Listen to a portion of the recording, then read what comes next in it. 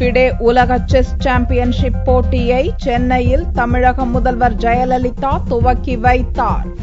தமிழக அரசின் ஆதரவோடு தமிழ்நாடு மாநில சதுரங்க கழகம் நடத்தும் ஃபிடே உலக செஸ் சாம்பியன் போட்டி இந்தியாவில் முதன்முறையாக சென்னையில் துவங்கியுள்ளது. இதற்கான துவக்க விழா உலக சதுரங்க கூட்டமைப்பு தலைவர் கிர்சான் இல்யும்ஷினோவ் தலைமையில் நேரு உள் விளையாட்டரங்கில் வியாழக்கிழமை மாலை நடந்தது. தமிழக முதல்வர் ஜெயலலிதா இவ்விழாவில் கலந்து கொண்டு உலக செஸ் போட்டியை துவக்கி வைத்தார். மேலும் முதல் ஆட்டக்காரரையும் அவர் குலுக்கல் முறையில் தேர்வு செய்தார்.